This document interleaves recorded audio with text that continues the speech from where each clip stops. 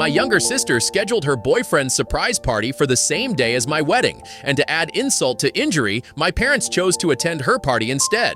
Now, after discovering that I am inheriting my aunt and uncle's estate, they are pushing me to have another wedding. As a 28-year-old female, I've always felt like the black sheep of my family, especially when compared to my younger sister, Elaine, who is 26. Our parents, particularly our mom, have always shown a clear preference for Elaine, and I've never understood the reason behind it.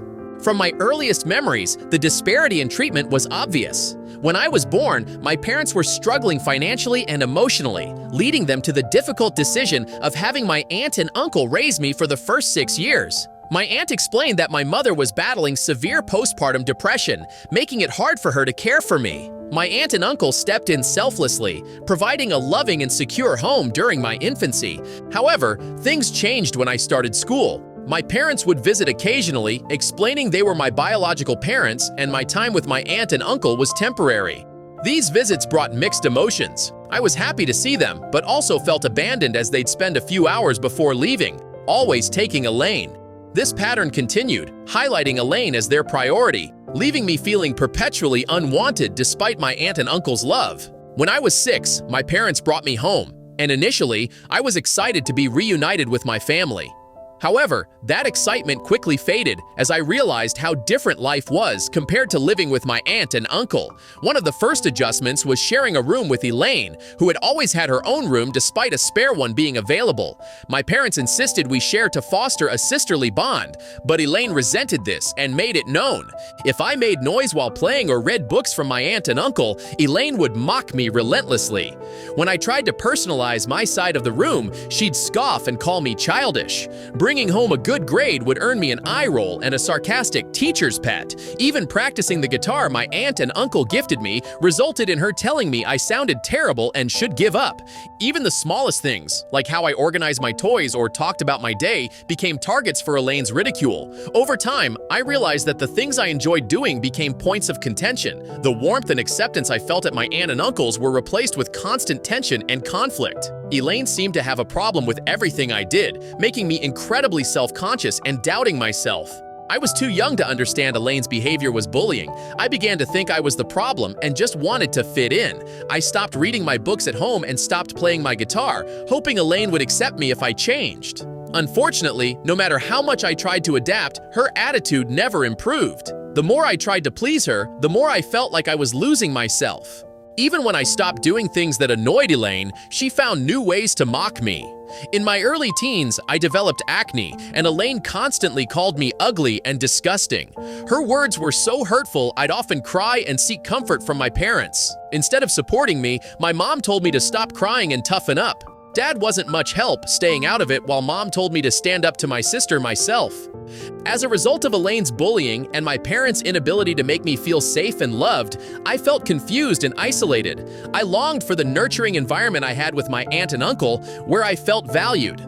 My aunt and uncle visited when they could and gently tried to talk to Elaine, but she never listened. As I grew older, I became a very angry teenager.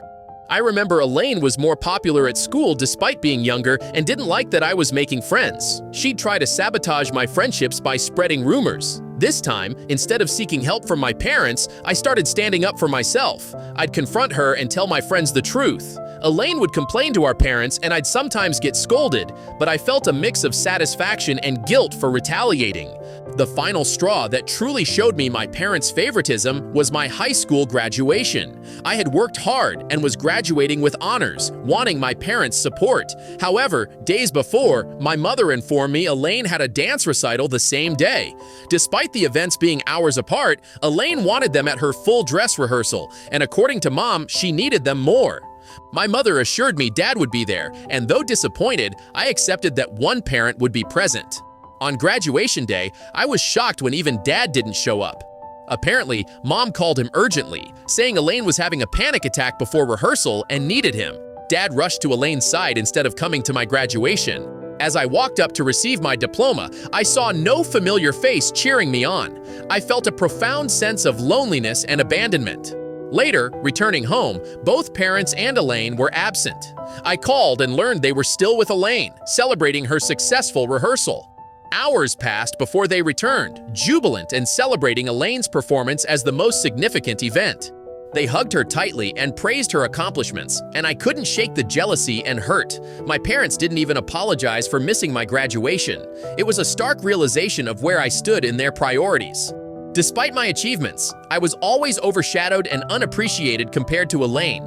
This became a turning point in understanding my parents' view of us and shaped my self-perception within the family. I stopped asking my parents for help or their presence. I stopped thinking I could depend on them. When I did well in studies or activities, I no longer bothered telling them. The only people I could freely talk about my achievements with were my aunt and uncle, who always appreciated me, even for small things. Their words meant more than any recognition from my parents.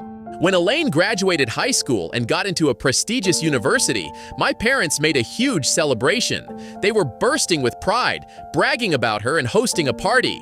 I congratulated her, genuinely happy despite our difficult relationship. A year later, when I graduated college with a computer science degree and a job offer from a top tech company, my parents did nothing similar. Seeing this, my aunt and uncle wanted to celebrate my achievement with a small gathering. Initially modest, word spread, and many more family and friends wanted to join and show support. However, my parents disapproved, deeming the celebration over the top. They felt I didn't deserve such a lavish celebration, especially since they hadn't done the same for Elaine when she started college.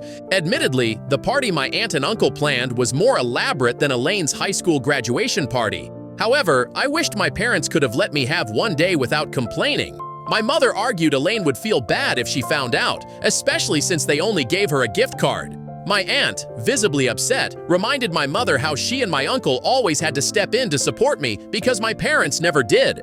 She pointed out how my parents enthusiastically celebrated Elaine's achievements but were indifferent to mine. My uncle echoed her sentiments, questioning the double standard. My parents defended themselves, arguing it was hard to balance celebrations and their focus was on Elaine's milestones as the youngest. They claimed their hands were full and they couldn't do everything equally. My mother further justified that not celebrating me enough didn't mean they didn't love me. Thankfully, my aunt and uncle were not convinced. My uncle argued passionately that being parents meant being there for both children, not just one. He criticized my parents for not treating me with the same enthusiasm they showed Elaine. In the end, my parents had no argument, so I had the big party my aunt and uncle wanted. I invited Elaine, but she said she was too busy with college preparations for a silly party. For years, my parents continued to show favoritism, even as adults. It was evident in how they treated us and our significant others. While Elaine and her boyfriend were always welcomed warmly, I felt increasingly excluded, especially after dating my boyfriend, Jake. For family events, my parents always invited Elaine and her boyfriend. However, after I introduced Jake, my parents suddenly worried about gatherings being too crowded if they invited him. It felt like a double standard. What made it worse was how they viewed and talked about Jake. Despite his impressive academic achievements and successful career as a software engineer, they'd find reasons to criticize him. Meanwhile, Elaine's boyfriend, who dropped out of college and was still figuring out his career, was never questioned or judged the same way. My mother's comments were particularly hurtful. She once openly said she preferred me finding a more family-oriented guy than someone career-driven like Jake. She even suggested Jake wouldn't be a good father. Despite her remarks, I continued the relationship because I believed in Jake and our future. I even started declining invitations to avoid giving my parents reason to criticize him, though I don't think my absence impacted them much. Now, to the main reason for posting, 6 months ago, Jake proposed, and I said yes. I had no doubts he was the one. He's given me so much love and support, I can't imagine life without him. When I told my parents about the engagement, wanting them to hear it from me, I got mixed reactions. My dad seemed genuinely happy and congratulated me, while my mom remained silent. Later, she texted her disappointment. She was disappointed I hadn't listened to her and went ahead with the engagement to Jake. She claimed that as a woman, she knew other women better and felt Jake wouldn't be a good fit for our family. I was taken aback and told her to stop, tired of her constantly bringing down my relationship. I asked if she had a legitimate reason for disliking Jake or if it was unfounded prejudice. My mom retorted that Jake constantly challenged her opinions, unlike Elaine's boyfriend. This left me speechless. It was true Jake doesn't let people walk over him. In the past, when my mother subtly mocked his career or views, Jake never let it slide. This is one of the things I admire about Jake. He stands up for himself. He knows our family history and, unlike me, doesn't hesitate to assert himself with my mother. However, Jake has never been disrespectful. His responses are polite but firm. It was clear my mother's issue wasn't based on his behavior, but her discomfort with someone who wouldn't just agree with her. I told her I didn't think Jake was wrong and wished I was more assertive like him. My mother retorted that Jake was a bad influence and changing me too much. I paid little attention to her criticisms and enthusiastically planned my wedding with Jake. 2 months ago, I sent out invitations, including to Elaine. Despite no congratulations from her after the engagement, I had no ill feelings and invited her. To my surprise, Elaine declined without explanation, which disappointed me. But what truly caught me off guard was when my dad called to say he'd attend, but my mom wouldn't.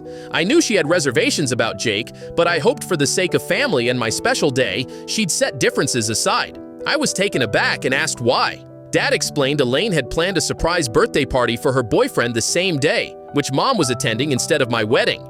This revelation was strange since I knew Elaine's boyfriend's birthday was months away. I couldn't understand why they'd hold a party the exact same day as my wedding. Instead of confronting Mom first, I reached out to Elaine to clarify. Though we didn't talk often, I wanted to handle it with respect. I called Elaine and asked directly about the party, and if that was why she wasn't attending my wedding. To my surprise, Elaine confirmed it. She explained her boyfriend always wanted a surprise party, and they originally planned it for his actual birthday, but didn't have enough saved.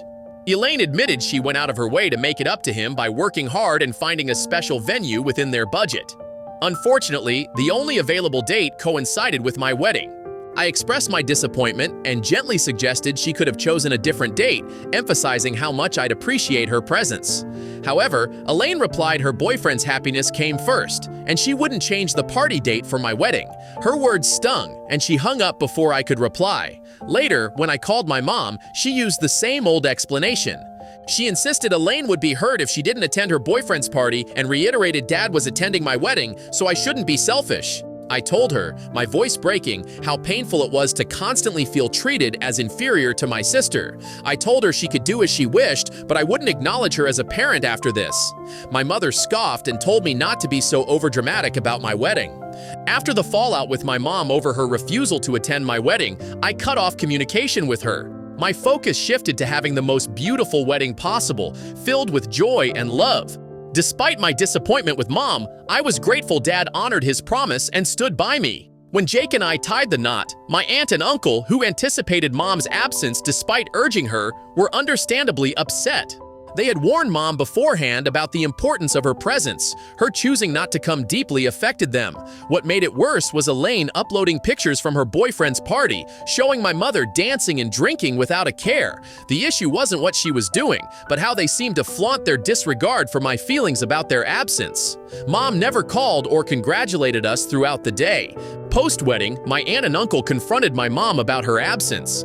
They didn't hold back, expressing disappointment and telling her plainly they were fed up with how poorly she treated me. They said they gave her enough chances to be a good mother, but she only cared about Elaine. They even threatened consequences, including potentially removing her from their will.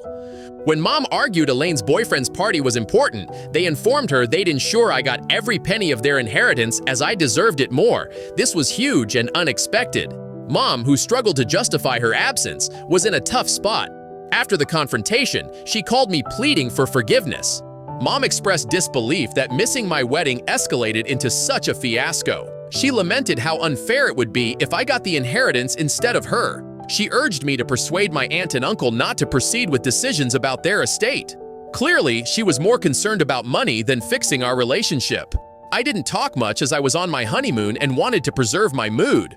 However, lately, after returning from my honeymoon, she's called almost daily, pleading for another chance. She suggested Jake and I have another wedding ceremony, maybe just with close family, so she could attend. She expressed regret and insisted I give her a chance to remedy the situation. Her change of heart and persistent requests have put me in a tough spot.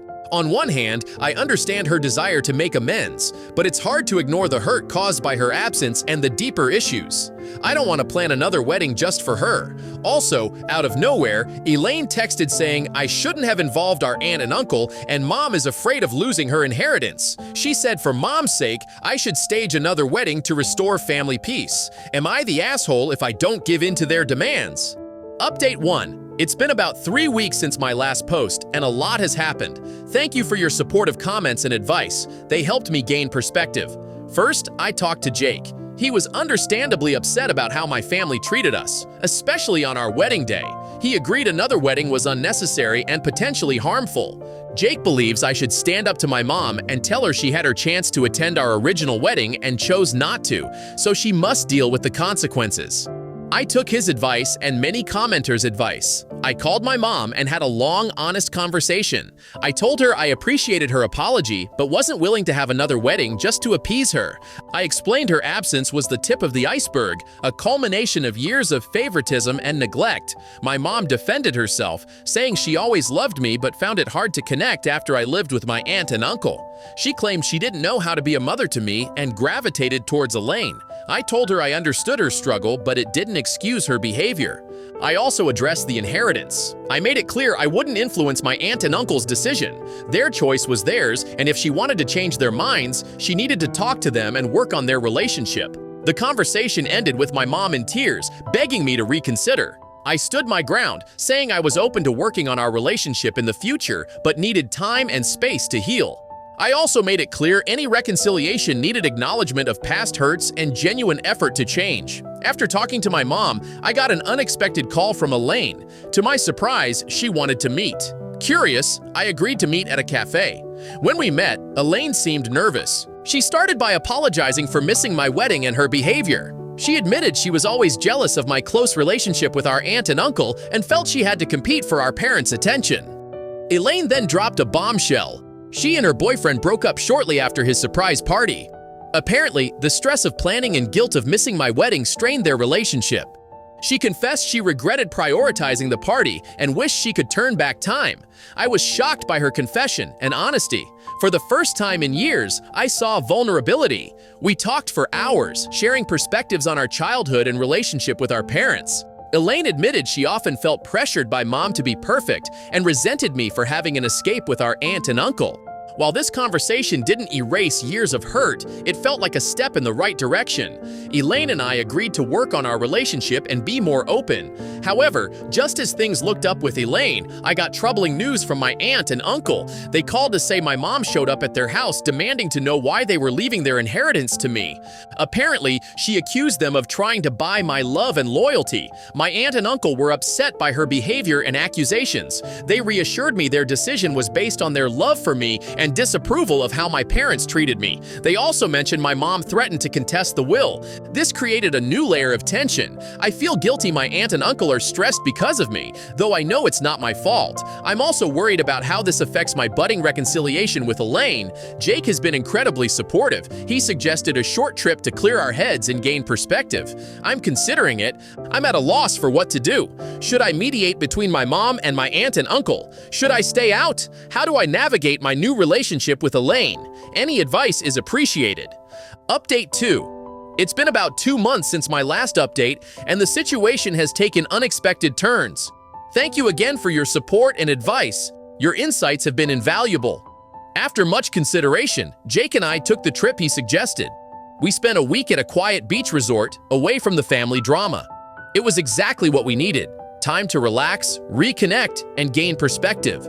During our trip, I got a call from my dad. He rarely calls independently, so I knew something significant happened. Dad informed me mom had a minor heart attack. She was stable and recovering, but doctors advised avoiding stress. Despite my complicated feelings, I felt worried and guilty. Jake and I cut our trip short and returned home. At the hospital, we found Elaine there, looking exhausted and worried. To my surprise, my aunt and uncle were also present. They explained despite recent conflicts, they couldn't stay away after hearing about her health scare. Their presence seemed calming. When I entered mom's room, I was struck by how small and vulnerable she looked. Her eyes filled with tears when she saw me, and she reached for my hand. For the first time in years, I saw genuine remorse. Mom spoke, her voice weak but determined. She apologized for her behavior. Admitting insecurities and fears drove a wedge between us. She confessed she always felt inadequate as a mother, especially after giving me to my aunt and uncle. Instead of overcoming those feelings, she channeled energy into Elaine, creating an unhealthy dynamic. What she said next shocked me. Mom had been seeing a therapist for a month, working through her issues. She said her heart attack was a wake-up call, making her realize she needed to make things right. Elaine, listening silently, burst into tears. She apologized for her role, admitting she took advantage of Mom's favoritism instead of standing up for me. She regretted missing my wedding and not being a better sister. As we talked, years of pent-up emotions poured out. There were tears, accusations, and painful truths, but for the first time, it felt like we were truly listening. In the midst of this, my aunt and uncle joined us. They shared their perspective, explaining their decision about the will. They emphasized it wasn't favoritism, but trying to right years of imbalance. To everyone's surprise, Mom asked them to keep their original plan for the will. She said she understood their decision and no longer wanted to contest it. She acknowledged her behavior was driven by fear and greed, not love. This conversation marked a turning point. While it didn't erase years of hurt, it opened the door for honest communication and healing. We all agreed to family therapy to work through issues and learn healthier ways of relating.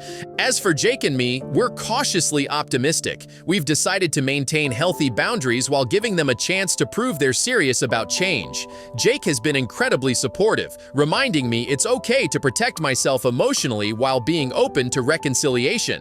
I know we have a long road, but for the first time, I feel hopeful about my family relationships. It's a mix of relief, anxiety, hope, and lingering hurt, but I'm committed to working through it and giving my family a chance. Thank you for your support and advice. Your words gave me strength and clarity. I'll keep you updated. Update 3. It's been 6 months since my last update, and things have evolved. The family therapy sessions have been challenging but beneficial. We've had breakthroughs and setbacks, but I see positive change. My mom continues individual therapy alongside family sessions. She's made significant progress understanding her past behaviors and changing them. There have been difficult conversations where she confronted the pain she caused, but she's shown genuine commitment to making amends. Elaine and I are rebuilding our sisterly bond. We have regular sister dates, catching up and sharing our lives. It's nice to discover the person she's become without resentment and competition. My dad, who was passive, has stepped up. He acknowledged his role in enabling dysfunction and is actively being more present and supportive. My aunt and uncle have been incredibly supportive. They participated in some therapy sessions, providing context. They've maintained their decision about the will, but it's no longer a point of contention. Jake has been my rock. He's patient and understanding, offering support and space. His presence is a constant reminder of the healthy, loving relationship I deserve. A significant development came last month when my mom approached Jake and me. She suggested renewing our vows on our first anniversary with a small ceremony for immediate family and closest friends. Unlike her previous suggestion, this felt genuine, not driven by guilt. After discussing it, Jake and I agreed. We saw it as an opportunity to celebrate our love and the family's progress. The ceremony was intimate and beautiful, filled with emotion. Seeing my mom, dad, and Elaine there, genuinely happy, was a moment I'll cherish. I won't pretend everything is perfect. We still have tension, and old habits resurface, but now we have tools and willingness to address issues. I've learned healing family relationships is a long process requiring patience, forgiveness, and commitment. While cautiously optimistic, I'm proud of the boundaries I've maintained and my personal growth. Thank you for your support and advice. Your words have been a source of strength and clarity. While our family story is still being written, I feel hopeful about the chapters to come.